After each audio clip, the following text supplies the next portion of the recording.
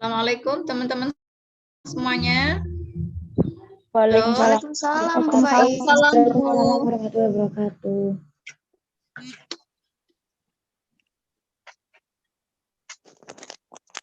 Assalamualaikum.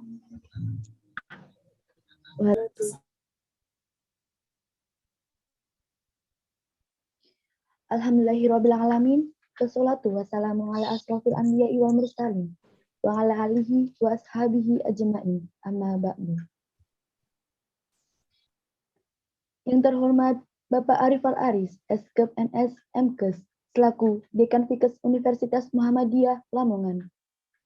Yang terhormat Ibu Faizatul Umma, SIT Mkes, selaku Kepala Program Studi S1 Administrasi Rumah Sakit Universitas Muhammadiyah Lamongan. Yang terhormat Ustadz Irfan Saifullah selaku pemateri. Dan tak lupa kepada teman-temanku Prodi S1 Administrasi Rumah Sakit yang berbahagia. Taqabbalallahu minna wa minkum. Puji syukur kita panjatkan kehadirat Allah Subhanahu wa taala atas limpahan rahmat dan hidayah sehingga hari ini bisa bersama-sama mengikuti halal bihalal dalam keadaan sehat walafiat meskipun tatap muka secara online. Semoga kita tetap semangat mengikuti kegiatan hingga selesai.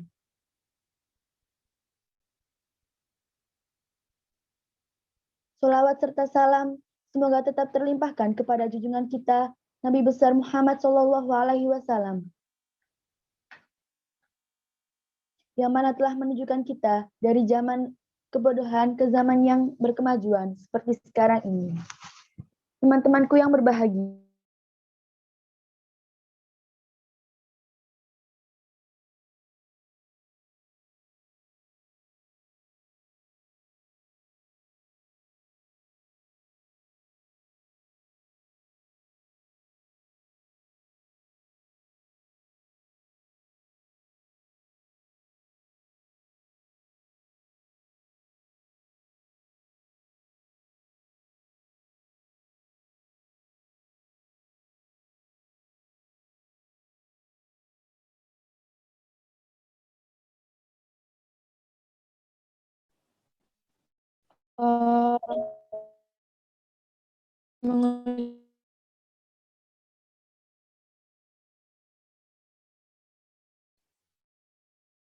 Bapak Ibu dosen.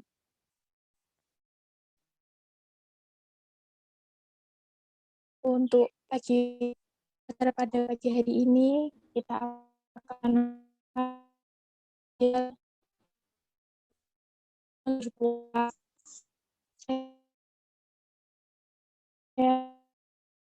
kendala apa.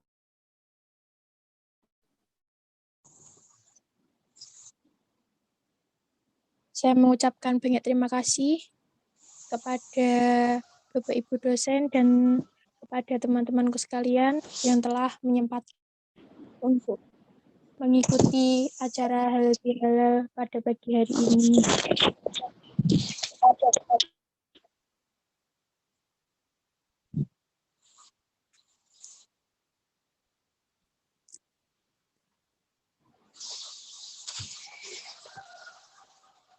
Demikian yang dapat saya sampaikan. Kurang lebihnya mohon maaf. Assalamualaikum warahmatullahi wabarakatuh. Waalaikumsalam warahmatullahi wabarakatuh. Terima kasih disampaikan. Untuk acara selanjutnya, yakni opening speech yang akan disampaikan oleh Ibu Faizatul Ummah. Waktu dan tempat kami persilakan.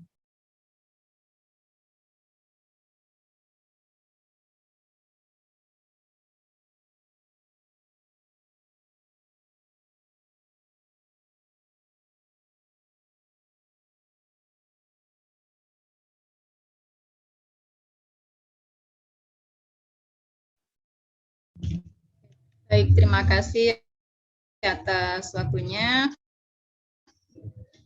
Assalamualaikum warahmatullahi wabarakatuh. Waalaikumsalam warahmatullahi wabarakatuh. Sebelumnya mohon maaf ya, ini virtual background-nya kok jadi begini, padahal tadi di awal itu bisa bagus gitu. Nah, sekarang udah bisa. Oke. Baik. Bismillahirrahmanirrahim. Alhamdulillahirabbil alamin. Assalatu wassalamu ala asyrofil anbiya'i wal mursalin nabiyina Muhammadin wa ala alihi wa ashabihi ajma'in. Amma ba'd. Yang terhormat Bapak Ibu pimpinan Universitas Muhammadiyah, Bapak Rektor, Bapak Wakil Rektor, Pak Dekan,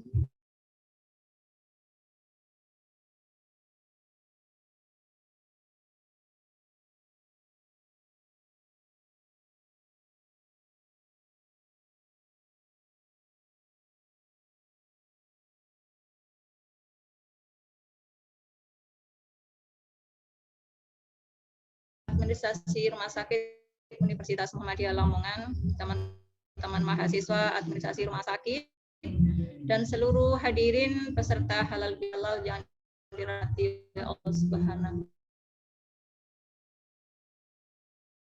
wa Ta'ala. Marilah kita semua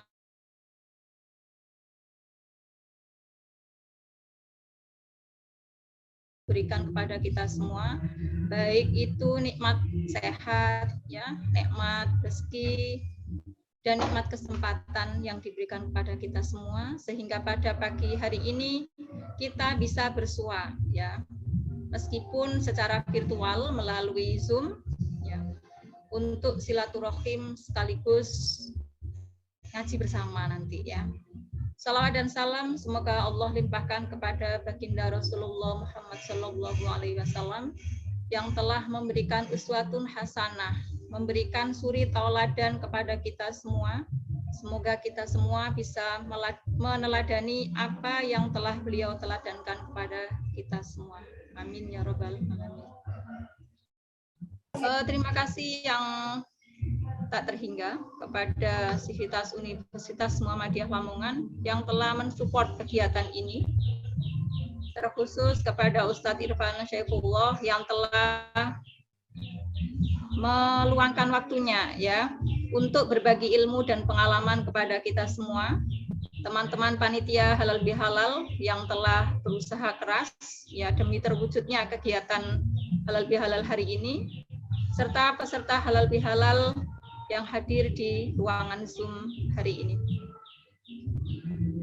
Hadirin peserta halal bihalal Himars yang berbahagia, kegiatan ini kami selenggarakan, ya, ya, dalam rangka menjalin silaturahmi khususnya di Sivitas Program Studi Administrasi Rumah Sakit Universitas Muhammadiyah Lamongan, sekaligus menimba ilmu, belajar bersama ya Ustadz Irfan Saifullah terkait dengan tema silaturahim membangun relasi untuk mencapai kesuksesan duniawi dan ukhrawi.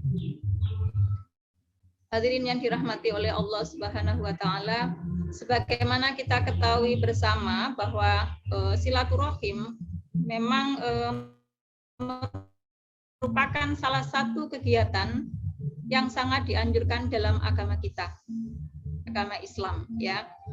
Di dalam Al-Qur'anul Karim sendiri terdapat beberapa ayat ya yang ada kaitannya dengan anjuran silaturahmi.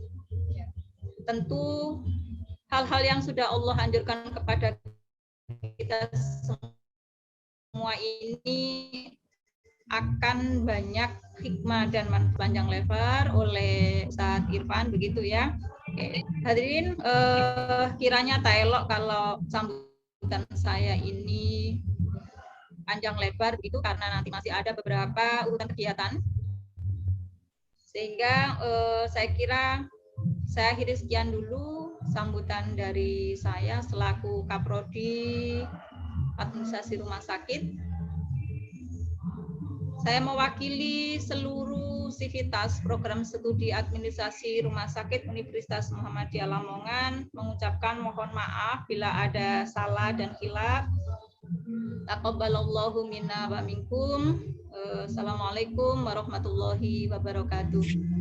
Waalaikumsalam warahmatullahi wabarakatuh.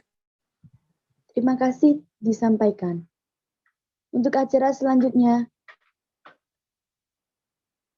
yakni pembacaan doa yang akan disampaikan oleh Saudara Mista Ainin Oktavia. Kepadanya kami persilakan.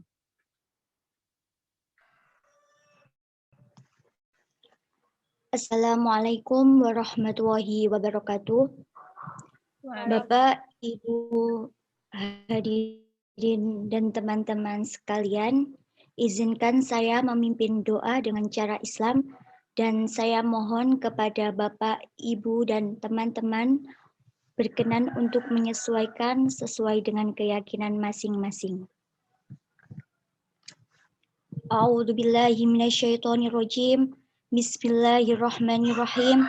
Hamdan syakirin, hamdan naimin, hamdan yuafi ni'amahu wa yukafi mazida. Ya Rabbana lakal hamdu kama yanbaghi li jalali wajhikal karim wa azimi sultanik.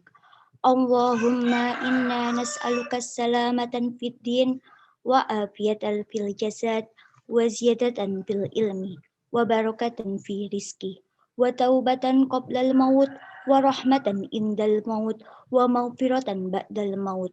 Allahumma hawwin alaina fi sakharatil maut wa najatan minan nar wal afwa indal hisab. Rabbana la tuzigh qulubana ba'da idh hadaitana wa hab lana min ladunka rahmah innaka antal wahhab. Rabbana atina fid dunya hasanah wa fil akhirati hasanah wa qina adzabannar. Subhana rabbika rabbil izzati amma yasifun wa salamun alal mursalin walhamdulillahi rabbil alamin. Summa assalamualaikum warahmatullahi wabarakatuh. Waalaikumsalam warahmatullahi wabarakatuh. Terima kasih disampaikan. Semoga acara pagi ini berjalan dengan lancar tanpa halangan suatu apapun. Amin, amin, ya robbal alamin. Memasuki acara inti, yaitu kajian oleh Ustadz Irfan Saifullah. Waktu dan tempat kami persilakan.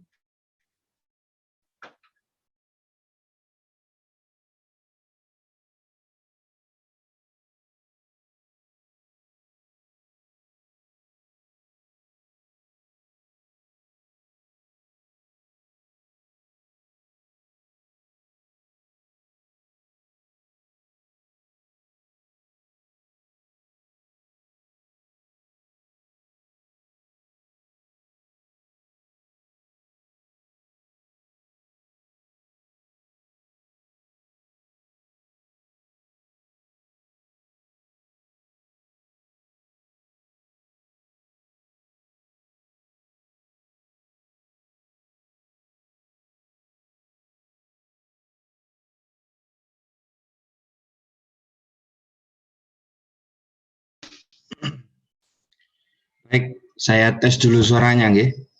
Bisa mendengar saya? Bisa, Pak. Oh, nggih. Ah, Baik, saya mulai. Bismillahirrahmanirrahim. Assalamualaikum warahmatullahi wabarakatuh. Waalaikumsalam warahmatullahi wabarakatuh. Innal hamdalillah nahmaduhu wa nasta'inuhu wa nastaghfiruh wa na'udzu billahi min syururi anfusina wa min sayyiati a'malina may yahdihillahu fala mudhillalah wa may yudhlil fala hadiyalah. Asyhadu an la ilaha illallah wa asyhadu anna Muhammadan abduhu wa rasuluh la nabiyya wa la rasula ba'da. Allahumma sholli ala Muhammad an-nabiyil ummi wa azwajil ummahatil mu'minin wa dzurriyyatihi wa ahli baitihi kama shallaita ala Ibrahim wa ala ali Ibrahim innaka Hamidum Majid. Yang saya hormati Bapak Rektor Universitas Muhammadiyah Lamongan atau yang mewakili, yang saya hormati Dekan Fakultas Kesehatan Universitas Muhammadiyah Lamongan, Bapak Arif Al-Aris, guru saya di Sdikes Muhammadiyah Lamongan dulu. Kemudian yang saya hormati Bu Faiz selaku Kaprodi ARS Universitas Muhammadiyah Lamongan, yang saya sayangi, saya cintai, dan saya hormati karena beliau juga adalah kakak saya. Kemudian yang kedua, yang selanjutnya yang saya hormati juga teman-teman panitia halal bihalal, mahasiswa administrasi rumah sakit Universitas Muhammadiyah Lamongan yang hari ini berhasil mengadakan acara halal bihalal. Walaupun kita bertemu di ruangan virtual Zoom meeting, tapi semoga Allah Subhanahu wa Ta'ala mengkaruniakan kebaikan kepada kita semuanya dimanapun kita berada. Yang saat ini ada di jalan, semoga perjalanannya lancar. Yang saat ini ada di kamar sambil rebahan, semoga rebahannya juga lancar. Kemudian yang saat ini sedang ada tugas-tugas lain dan menyempatkan hadir di ruangan virtual ini, semoga Allah Subhanahu wa Ta'ala melancarkan kegiatan antum semua. Teman-teman sekalian, Bapak Ibu dosen yang dirahmati oleh Allah Subhanahu wa Ta'ala, hari ini kita akan belajar sebagaimana tema, kita akan belajar bersama tentang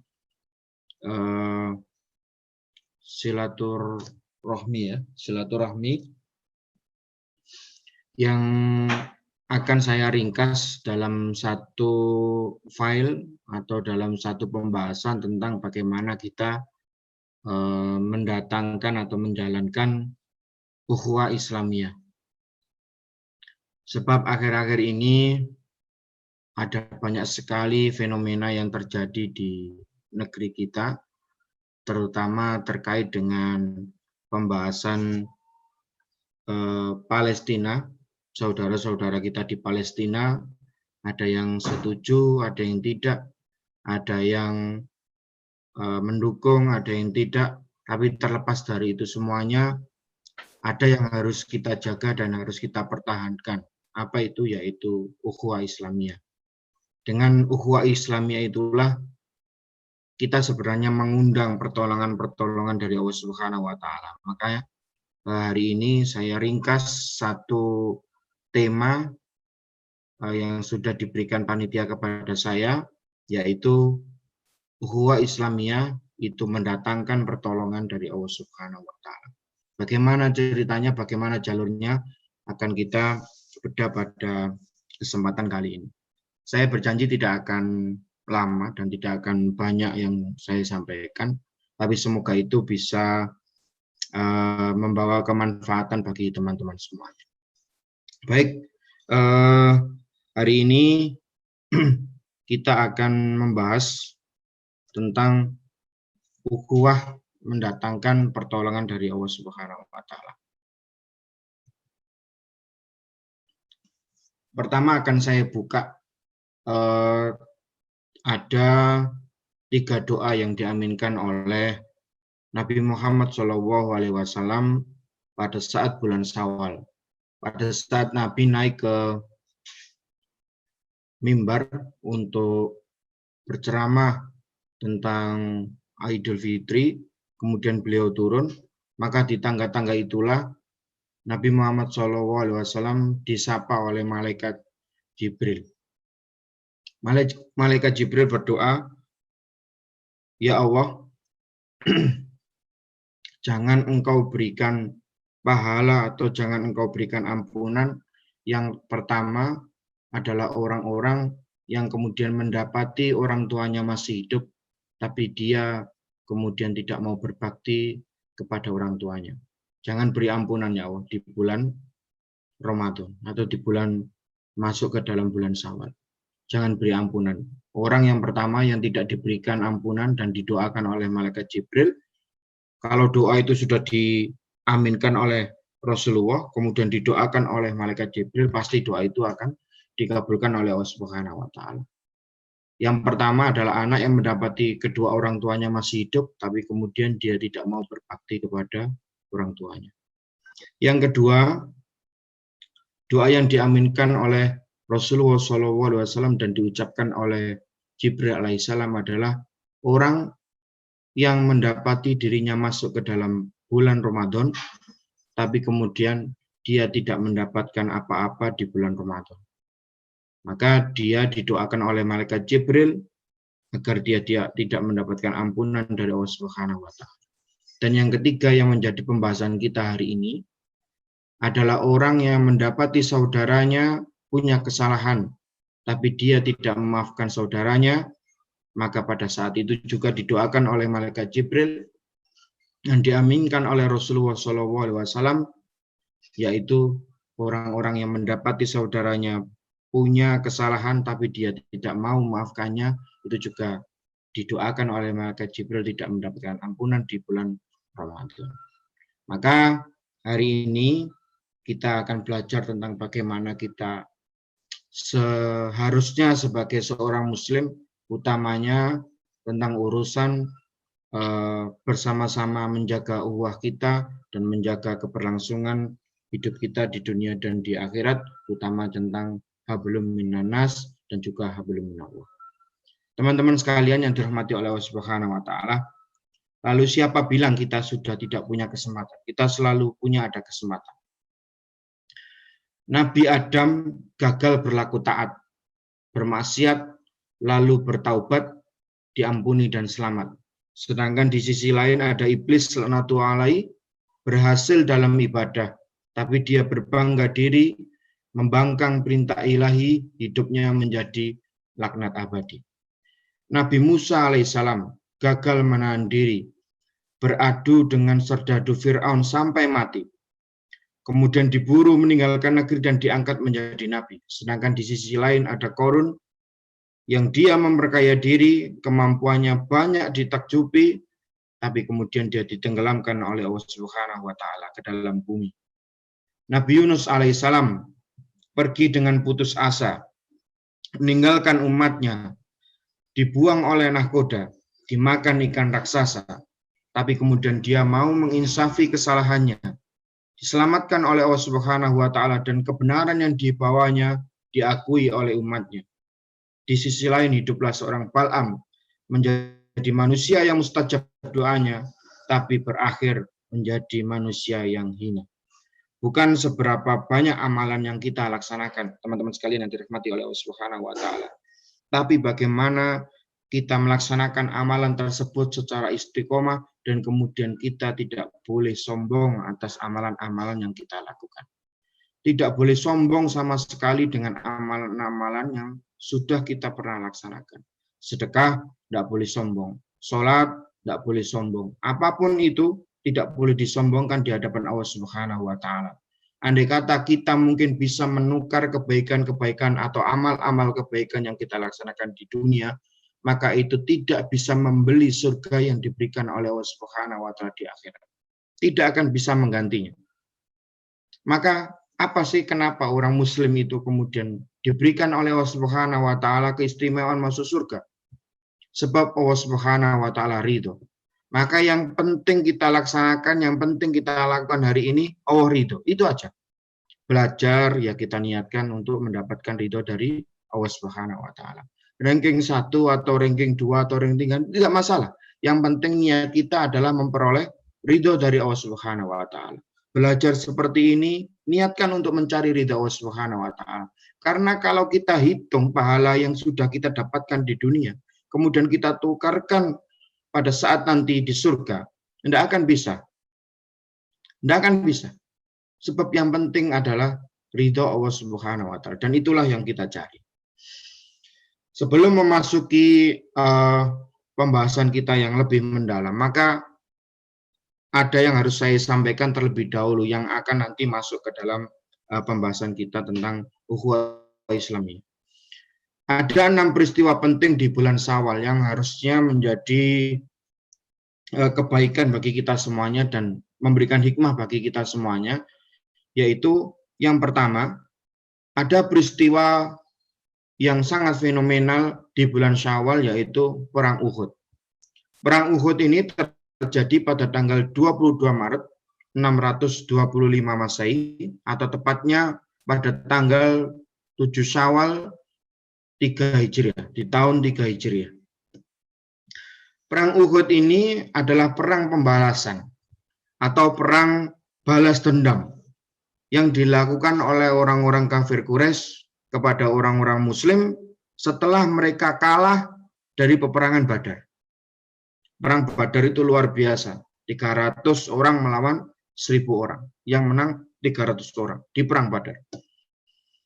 Kemudian orang-orang kafir karena merasa dendam, merasa iri, merasa lebih tinggi, merasa lebih sombong, karena mereka punya kekuatan yang besar, sehingga kemudian mereka merencanakan perang Uhud yang terjadi di tanggal 7 Syawal, tepatnya di tahun 3 Hijriah. Berarti ini 1 Syawal misalkan sholat Idul Fitri, maka 1 minggu setelah sholat Idul Fitri, orang-orang Muslim pada saat itu sudah berperang, tanggal 7 Syawal.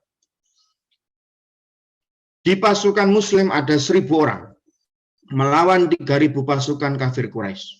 Kenapa saya kasih di slide ini min 300? Sebab 300 orang itu ada orang-orang yang membelot dari barisan orang-orang Muslim atau kembali ke orang-orang pasukan kafir Quraisy karena mereka adalah orang-orang munafik.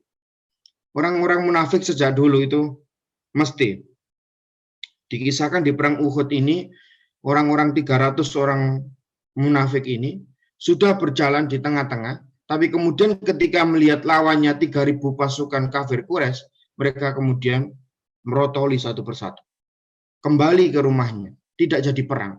Bayangkan, akhirnya hanya ada 700 orang melawan 3000 orang pasukan kafir Quraisy. Maka kemudian ada peristiwa yang sangat penting dan dikisahkan di banyak sejarah. Terutama yang saya baca yang sangat lengkap itu ada di bukunya Muhammad Sang Penggenggam Hujan, karya Tasarokika, di halaman sekitar 80-100. Yang bukunya sangat tebal sekali.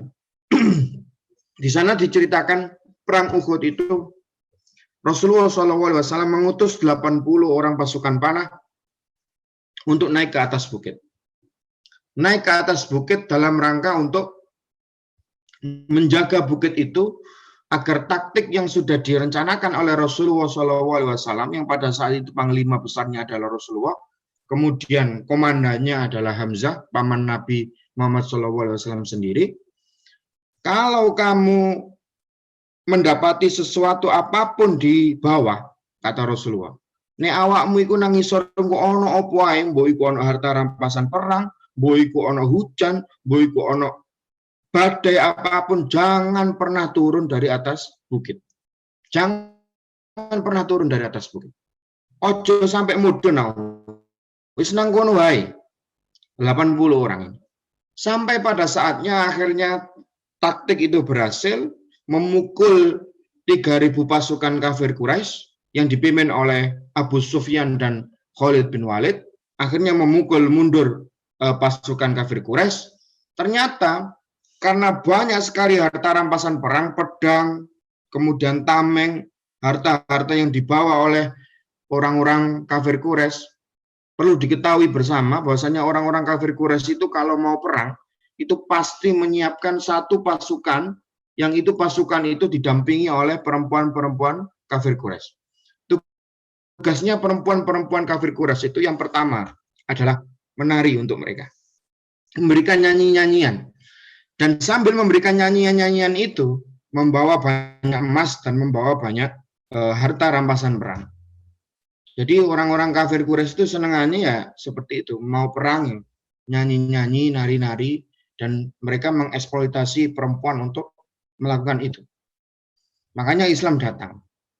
Lah kita kembali. Sampai kemudian ternyata harta rampasan perang itu sudah tercecer di mana-mana dan pasukan kafir Quraisy itu akhirnya takluk yang dipimpin oleh Khalid bin Walid. Orang-orang yang 80 ini akhirnya merasa tergoda. Akhirnya mereka turun. Sebagian orang mengatakan jangan pernah turun sebab Nabi bersabda jangan pernah turun kecuali ada perintah dariku. Akhirnya pada saat itu teman-teman sekalian yang dirahmati oleh Allah Subhanahu wa taala, kejadian. Bukit akhirnya diambil oleh pasukan kafir Quraisy. Diambil alih oleh pasukan kafir Quraisy. Alhasil apa? Banyak sekali umat muslim yang pada saat itu berebut harta rampasan perang, akhirnya kemudian dia diserang dan kemudian meninggal dunia dan wafat. Bahkan pada saat itu panglima perang besar, yaitu paman Nabi Muhammad SAW Hamzah, itu kemudian meninggal dunia. Karena meninggal dunia, ada satu budak yang akan dibebaskan oleh Hindun. Hindun itu siapa? Hindun itu adalah istrinya Abu Sufyan. Barang siapa yang kemudian membunuh Hamzah dan kemudian mengambil jantungnya, maka kamu akan saya merdekakan. Akhirnya ada satu budak yang kemudian membunuh Hamzah, kemudian setelah membunuh Hamzah, diambil jantungnya, kemudian dikunyah oleh Hindun dalam keadaan yang seperti itu, dalam keadaan perang yang luar biasa, dikunyah jantungnya si Hamzah itu karena saking dendamnya, saking pengen balas dendamnya kepada Hamzah karena membunuh Abu Sufyan, akhirnya kemudian jantung itu dibawa ke Hindun dan kemudian dikunyah. Dan itu banyak sekali sahabat yang dilakukan seperti itu, diperlakukan seperti itu oleh orang-orang kafir Quraisy. Akhirnya Rasulullah SAW dikisahkan dalam Sirah Nabawiyah, beliau bahkan sampai pipi-pipinya itu ada semacam pecahan-pecahan. Kalau kita melihat sekarang itu alat apa itu Jepang itu shuriken itu pecah di pipinya Rasulullah SAW. Dan Abu Bakar As-Siddiq radhiyallahu anhu, dia akhirnya mengambil pecahan-pecahan itu di pipi Rasulullah SAW dengan mulutnya karena tidak mau dengan tangannya, saking beliau menghormati Rasulullah SAW. Dan Rasulullah sangat meringis pada saat itu dan itu sangat sakit luar biasa. Pasukan Quraisy sudah bersuka cita karena kemenangan itu dan menganggap Rasulullah SAW sudah meninggal dunia. Tapi ternyata pada saat itu Rasulullah SAW merangkak dari satu tempat ke tempat yang lain. Kemudian sampailah ke perkumpulan orang-orang Muslim dan orang-orang Muslim akhirnya semangat kembali dan kemudian mendapati Rasulullah masih hidup. Walaupun di sekujur tubuh Rasulullah SAW itu kemudian banyak sekali luka-luka yang ada di beliau. Kita mengambil pelajaran penting dari peristiwa perang Uhud ini, bahwasanya sejak dulu dunia itu bisa melenakan siapa saja. Sampean belajar seperti ini, belajar di administrasi rumah sakit, kemudian ada teman yang menawarkan, oh ini, ada kerja seperti ini, ada kerja seperti ini. Nah, itu bisa kadang-kadang itu melenakan kita. Yang penting cari ridha Allah Subhanahu wa taala dulu. Pekerjaan, rizki, jodoh, apapun itu urusannya, itu urusan Allah. Sudah tidak lagi urusan kita. Bahkan rezeki itu akan datang kepada kita sebagaimana nyamuk datang kepada cicak. Nyamuk itu di dalam nyanyian kita yang sering kita nyanyikan, datang seekor nyamuk lalu ditangkap. Nah, itu. Oke. Peristiwa yang kedua yang menjadi sangat fenomenal di bulan Syawal yang perlu kita ketahui adalah Perang Khandaq atau Perang Ahzab. Di dalam salah satu surat di Al-Qur'an itu ada surat Al-Ahzab, dan itu menjadi dasar tentang turunnya satu ayat di dalam Al-Qur'an, laqad kana lakum fi Rasulillahi uswatun hasanah liman kana yarju wal yaumil akhir wa dzakarallaha katsir. Ayat itu turun pada saat Perang Khandaq, pada saat genting. Pada saat itu adalah pengepungan Madinah yang terjadi pada bulan Syawal tahun 5 Hijriah atau pada tahun 627 Masehi. Pengepungan Madinah ini dimulai pada tanggal 31 Maret 627 Masehi dan berakhir setelah 27 hari. Berarti sekitar 1 bulan lamanya dikepung Madinah. 3.000 pasukan Muslim yang terdiri dari anak-anak dan juga wanita melawan 10.000 orang kafir Quraisy. Kemudian dibantu oleh 2.000 pasukan dari Ghatafan. Ghatafan itu orang-orang Yahudi yang tinggal di A'lal Madinah atau di atas bukit Madinah. Orang-orang Ghatafan ini ngamuk juga, nggak senang sama Nabi. Akhirnya mereka ikut bergabung dengan orang-orang kafir Quraisy. Di peristiwa Perang Khandaq ini yang menjadi tokoh sentral adalah Salman Al-Farisi, seorang pemuda dari Persia yang mengusulkan kepada Nabi Muhammad SAW, kalau kita mau bertahan di benteng, kalau saya melihat orang-orang Persia dulu, mereka kemudian membuat parit di sekelilingnya. Nah, parit inilah yang kemudian menolong Rasulullah SAW bersama para sahabatnya atas izin Allah Subhanahu Wa Taala, yang lebarnya itu sekitar kurang lebih 5 meter dan kemudian dalamnya sekitar 3 meter. Nah, di peristiwa-peristiwa itu banyak sekali kejadian-kejadian penting di Perang Khandaq yang kemudian turunlah ayat tadi yang sudah saya sampaikan, laqad kana lakum fi Rasulillahi uswatun hasanah liman kana yarju wal yaumil akhir wa dzakarallaha katsir. Sungguh telah ada dalam diri Rasulullah itu suri tauladan yang baik. Bagaimana tidak pada saat itu orang itu makan hanya dengan satu tangan seperti ini, kemudian dicelupkan ke dalam minyak, dan kemudian tepung yang ada di tangannya itu kemudian dikepal-kepal, setelah dikepal-kepal kemudian dimakan, dan itu disesap-sesap selama 1 hari penuh karena dikepung selama 27 hari, terus sedemikian itu, sampai luar biasa, sampai terbebas, sampai orang-orang kafir Quraisy itu merasa putus asa karena tidak bisa menembus benteng orang-orang Muslim pada saat itu. Perang Khandaq, istiqomah. Dan kemudian contoh dari Rasulullah SAW bahwasanya kita harus optimis. Yang ketiga, di bulan Syawal ada yang dinamakan Perang Hunain. Ini terjadi pada tahun 630 Masehi atau 8 Hijriah. Ini terjadi pada saat 1 minggu setelah penaklukan Mekah atau Fathul Mekah. Karena ada banyak orang-orang yang tidak setuju dengan Fathul Mekah, akhirnya mereka menantang Rasulullah SAW yang pada saat itu sudah punya 10.000 pasukan Muslim yang menaklukkan Makkah atau dinamakan dengan Fathul Mekah. Kemudian ditambah orang-orang dari orang-orang Quraisy Makkah yang kemudian baru masuk Islam 2.000 orang. Dan ini dipimpin oleh Ali bin Abi Thalib. Pada saat itu umat Muslim dijebak di satu bukit, 2 bukit gitu. Dijebak di satu bukit, kemudian diserang dari atas oleh orang-orang Hunain. Kemudian setelah itu akhirnya morat-marit, orang-orang Muslim ini morat-marit, tercerai-berai. Lantas kemudian Ali bin Abi Thalib yang dijuluki sebagai babun ilmu itu akhirnya kemudian mengumpulkan orang-orang Muslim kembali dan akhirnya menyerang balik. Dan pada saat itu perang yang sangat banyak ghanimahnya atau banyak rampasan perang adalah di perang Hunain. Kemudian yang keempat, di bulan Syawal itu ada pernikahan Rasulullah SAW. Beliau menikah dengan Aisyah, dan yang kedua, beliau di bulan Syawal juga pernah menikah dengan Ummu Salamah. Maka banyak sekali orang-orang yang menikah di bulan Syawal, salah satunya contohnya dari Rasulullah SAW. Yang kelima, peristiwa yang terjadi di bulan Syawal adalah lahirnya perawi hadis Imam Bukhari. Imam Bukhari itu lahir di Bukhara. Kita mengenal Imam Bukhari itu sebagai seorang perawi hadis yang sangat luar biasa. Adik-adik juga perlu ketahui bersama, teman-teman juga perlu ketahui bersama, bahwasanya tidak bisa kita memahami hadis itu saklek gitu. Ada perawinya, kemudian ada matanya, kemudian hadis itu mutawatir atau tidak, hadis itu diriwayatkan oleh siapa, dan lain sebagainya. Ada banyak yang perlu kita pahami dalam memahami hadis. Jadi tidak bisa hadis itu teks, kemudian misalkan kita bangun pagi, kemudian biasanya kan ada ya, kita bangun pagi, setelah itu ada WhatsApp atau SMS dari teman kita atau grup-grup WhatsApp yang kemudian ini tentang ini. Kemudian kita langsung memahami itu.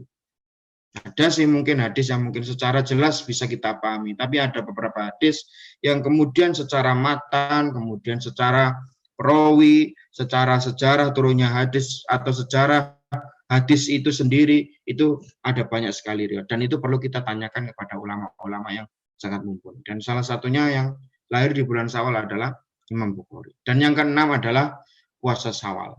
Barang siapa yang melakukan puasa Syawal 6 hari puasa di bulan Syawal, maka dia termasuk orang yang kata Rasulullah SAW seperti orang yang berpuasa 1 tahun penuh. Orang yang menjalankan bulan Ramadan, kemudian 6 hari melakukan puasa di bulan Syawal, maka dia termasuk orang-orang yang melakukan puasa 1 bulan penuh. Itu bisa dibaca di artikel saya di ini, alamat ini, keutamaan puasa 6 hari di bulan Syawal di IB Times. Itu tulisan saya berkenaan dengan keutamaan puasa-puasa 6 hari di bulan Syawal. Tidak akan saya kupas di pertemuan kali ini. Selanjutnya, silaturahmi menguatkan ukhuwah. Allah Subhanahu wa taala berfirman, "Innamal mu'minuna ikhwatun fa'aslihu baina akhwaikum wattaqullaha la'allakum turhamun." Orang-orang yang beriman itu, kata Allah Subhanahu wa taala dalam firman-Nya, sesungguhnya mereka itu bersaudara, ikhwatun. Sebab itu damaikanlah hubungan antara kedua saudaramu itu dan takutlah terhadap Allah Subhanahu wa taala supaya kamu mendapatkan rahmat atau mendapatkan kasih sayang. Ini di antara hadis-hadis berkenaan dengan ukhuwah Islamnya, tentang bersaudara, pentingnya mendamaikan saudara-saudara kita. Kemudian ada lagi firman Allah Subhanahu wa taala yang berbunyi, "Hai orang-orang yang beriman, janganlah sekumpulan orang-orang laki-laki merendahkan kumpulan yang lain. Boleh jadi yang ditertawakan itu lebih baik dari mereka, dan jangan pula sekumpulan perempuan merendahkan kumpulan lainnya. Boleh jadi yang direndahkan itu lebih baik, dan janganlah suka mencela dirimu sendiri, dan jangan memanggil dengan gelaran yang mengandung ejekan. Seburuk-buruk panggilan adalah panggilan yang buruk sesudah iman, dan barang siapa yang tidak bertobat, maka mereka itulah termasuk orang-orang yang zalim." Nah, adik-adik atau anak-anak atau teman-teman semua yang menjadi buzzer-buzzer ini, netizen yang sangat julid di Twitter maupun di Instagram, yang biasanya suka mentertawakan orang lain atau kemudian merendahkan orang lain. Hati-hati, Allah Subhanahu wa taala memasukkan orang-orang tersebut termasuk orang-orang yang zalim kalau dia tidak masuk atau dia tidak mau bertaubat.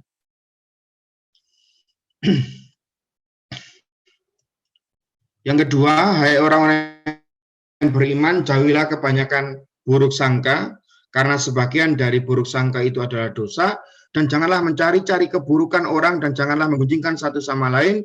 Adakah seorang di antara kamu yang suka memakan daging saudaranya sendiri, atau saudaranya yang sudah mati? Maka tentulah kamu merasa jijik kepadanya, dan bertakwalah kepada Allah Subhanahu wa taala. Sesungguhnya Allah Maha Penerima taubat lagi Maha Penyayang. pada saat Rasulullah SAW itu di mi'rajkan, Isra mi'rajkan ke Sidratul Muntaha, Rasulullah SAW berkunjung ke neraka dan dia melihat ada banyak perempuan-perempuan yang kemudian memakan bangkai saudaranya sendiri atau memakan bangkai mayat yang sudah mati. Ditanya oleh Rasulullah SAW, malaikat Jibril, apa yang mereka lakukan di dunia sehingga kemudian mereka disiksa seperti itu di neraka. Mereka suka menggunjing dan mereka suka sekali mencari keburukan saudara-saudaranya. Ini termasuk hati-hati ya bagi kita semuanya. La yakhillu li muslimaan yahjuru akhahu fawqa salasi layalin. Nah, ini ada hadis dari Rasulullah SAW yang berbunyi tidak halal. La yakhillu, tidak halal seorang muslim mendiamkan saudaranya lebih dari 3 malam. Di mana keduanya bertemu lalu yang ini berpaling, yang itu berpaling. Yang terbaik di antara keduanya ialah orang yang memulai mengucapkan salam. Jadi kalau misalkan teman-teman sekalian ini saingan misalkan. Saingan kemudian misalkan rebutan untuk menjadi ranking 1 ini. Semester 1 misalkan yang ranking 1 ini, semester 2 yang ranking 1 ini, kemudian ini tidak ukur terus sampai 1 semester, bahaya. Itu berarti termasuk bukan orang yang muslim. Sebab nggak halal bagi seorang muslim itu mendiamkan saudaranya lebih dari 3 hari. Apalagi sampai 1 semester gara-gara urusan ranking 1 atau ranking 2 di kampus. Ya, fastabiqul khairat seperti biasa saja, tidak usah mendiamkan saudaranya. Seperti biasa, menjadi teman seperti biasa, tidak boleh mendiamkan saudaranya. Atau mungkin lagi senang sama seseorang gitu ya. Senang sama seseorang kemudian diroyok gitu. Royokan, oh aku nggak oleh iki, waduh. Biasanya sekarang itu kan usum ya. Teman kemudian jadi mantan, yang mantan diambil oleh teman gitu ya. Mumet ya gitu ya. Lah, ini sama dengan itu. Habis jadi orang-orang yang dekat, kemudian jadi yang dekat, kemudian habis jadi mantan menjauh, kemudian diambil temannya sendiri, jadi jauh. Tidak boleh, ikhlaskan saja, tenang saja. Ikhlaskan saja, tenang aja. Ya, seperti lagunya Lesti itu, ku lepas dengan ikhlas. Tidak boleh kalau kita mendiamkan atau menjauhkan saudara kita selama 3 hari. Manusia itu disebut makhluk hauqolah, yang artinya makhluk yang sangat lemah, tidak berdaya, tidak memiliki kekuatan kecuali Allah Subhanahu wa Ta'ala menolongnya. Makanya kita butuh orang lain. Lapar, ya kita tetap butuh orang lain. Misalkan. Kemudian kalau kita lemah, kita sakit, kita tetap butuh orang lain juga. Oke, teman-teman sekalian, ada keutamaan-keutamaan silaturahmi yang kemudian akan saya sampaikan di akhir pertemuan kita hari ini. Yang pertama, silaturahmi itu dapat memperpanjang umur. Sebagaimana hadis Rasulullah SAW, barang siapa, man ahabba, barang siapa yang ingin dilapangkan pintu rizki untuknya dan dipanjangkan umurnya, hendaklah ia menyambung tali silaturahmi. Kalau orang itu mau dilapangkan rizkinya, kemudian dipanjangkan umurnya, maka yang pertama dia harus silaturahmi. Yang kedua, apa yang bisa kita lakukan untuk ukhuwah Islamiyah atau untuk mempererat silaturahmi kita?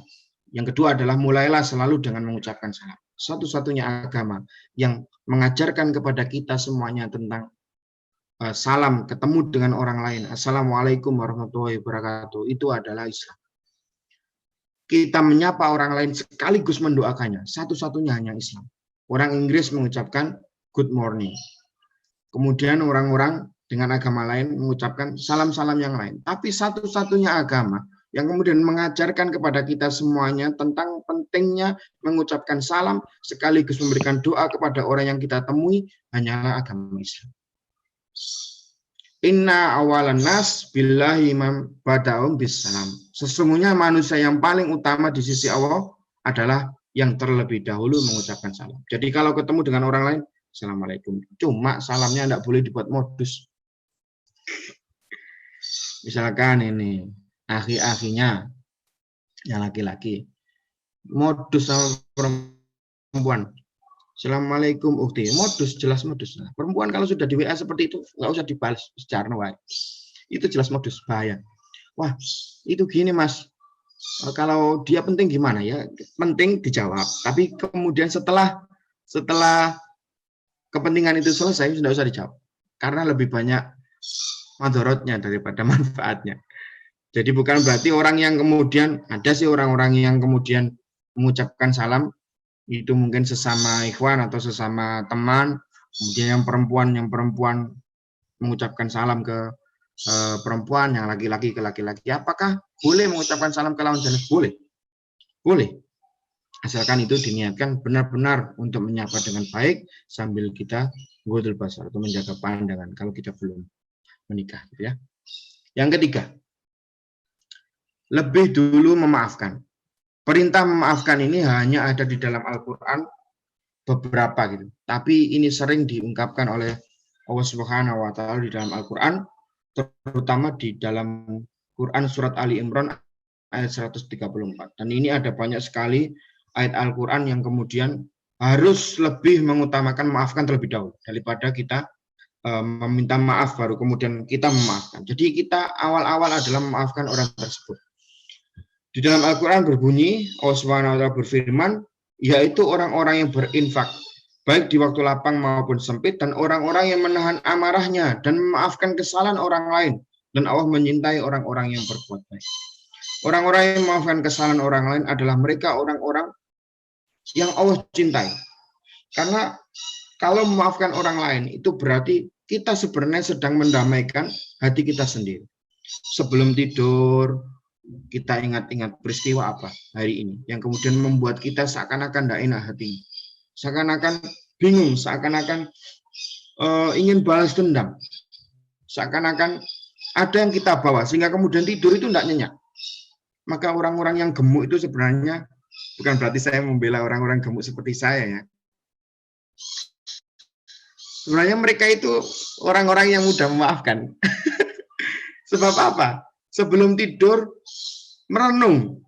Sebelum tidur merenung, kira-kira apa kesalahan saya hari ini? Apa yang harus saya maafkan di dalam hidup ini? Sebelum saya tidur. Seperti itu terus-menerus, diulang terus-menerus. Karena dengan seperti itu berarti kita sedang mendamaikan diri kita sendiri. Kalau kita ini sudah mendamaikan diri sendiri, kemudian punya sumber kebahagiaan di dalam kita sendiri, hidup itu enak gitu, lempeng gitu, nyantai, santai, aman gitu. Besok hidup, kemudian makan, berangkat, semangat lagi. Terus seperti itu, malam kita merenung, apakah yang kita lakukan itu kemudian dapat merugikan orang lain, ataukah kemudian ada orang lain menyakiti kita, kemudian kita maafkan, terus-menerus seperti itu. Maafkan terus-menerus kesalahan orang lain. Itulah yang membuat kehidupan kita menjadi aman dan tentram. Nah, ini sebagai penutupnya. Mendendam itu seperti memasukkan racun ke dalam mulut kita sendiri dan berharap orang lain yang mati.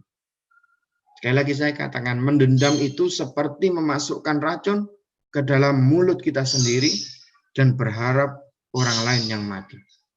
Maka jangan pernah menyimpan dendam apapun kepada orang lain, karena itu seperti memasukkan racun ke dalam mulut kita sendiri dan berharap orang lain yang mati. Sangat mustahil. Kita yang akan mati kalau kita banyak memendam kebencian dan kedengkian kepada orang lain.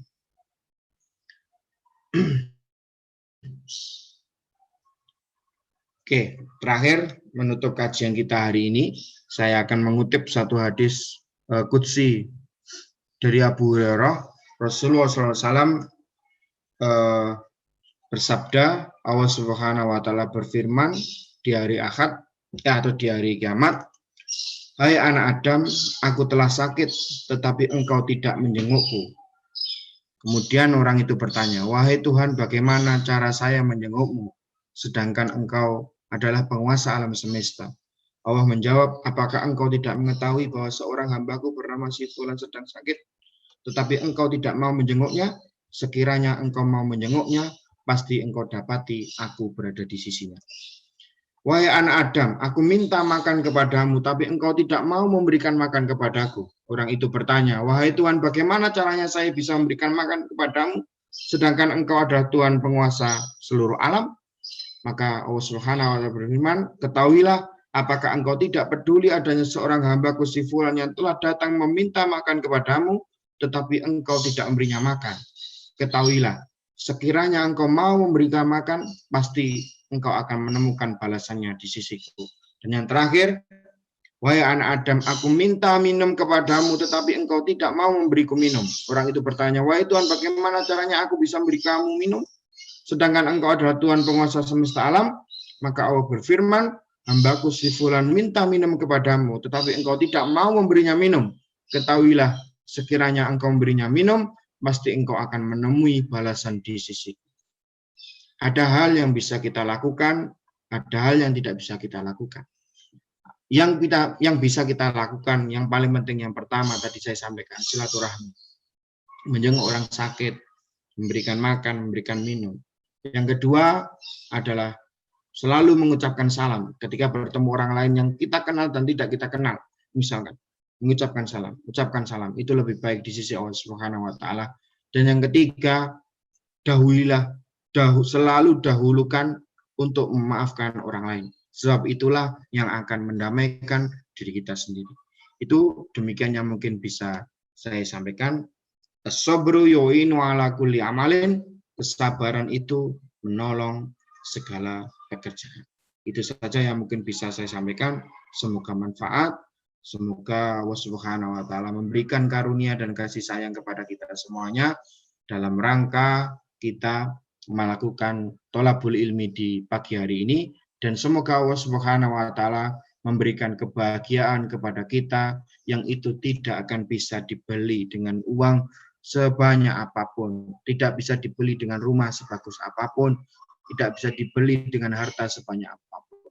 Kebahagiaan itulah yang harus kita tanam kepada diri kita sendiri. Dan kuncinya yang pertama adalah kita selalu punya sumber kebahagiaan di dalam diri kita sendiri.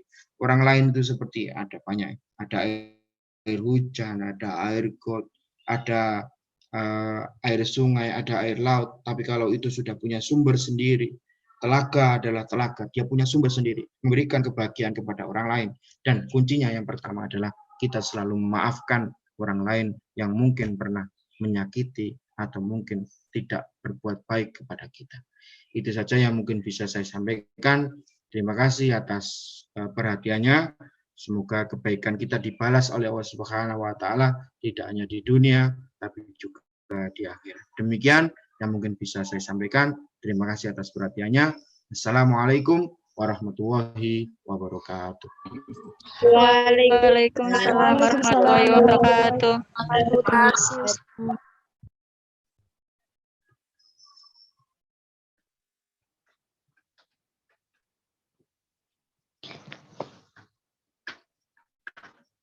Kami sampaikan banyak-banyak terima kasih kepada Ustadz Irfan Saifullah.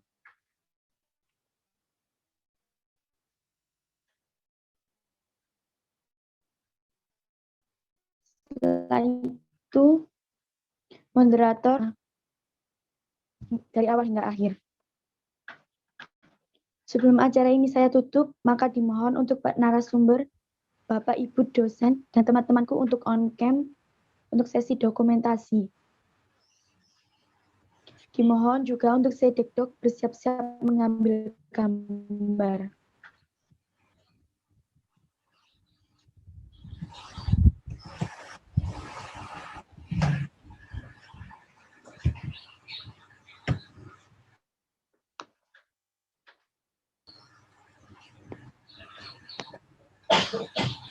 Untuk slide pertama dimohon untuk menyalakan kamera Mbak Nara dan RS.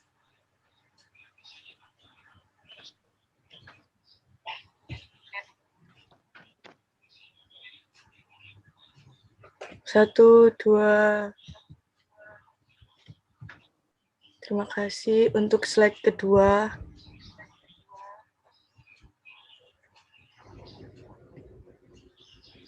Satu, dua. Ya. Dan untuk set yang terakhir, silakan untuk menyalakan kamera. Mbak Rina, Mbak Yuni, Mbak Ani, Mas Ilham.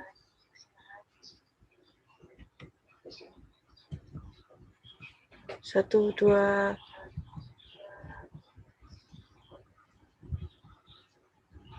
Baik, terima kasih.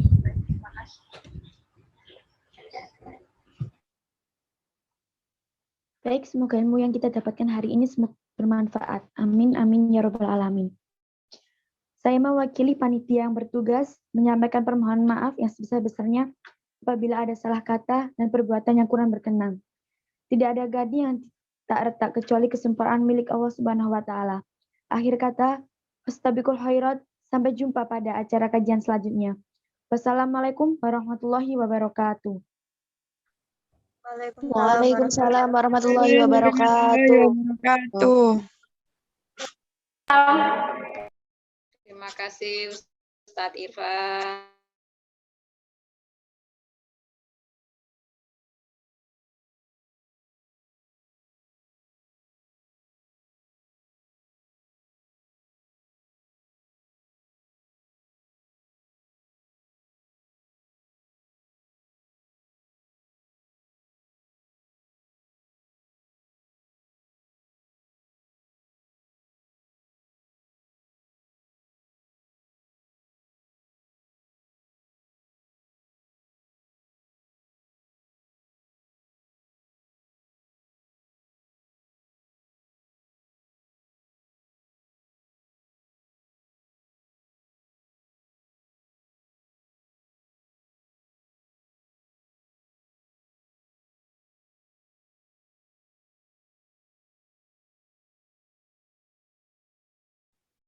Mohon izin live ya.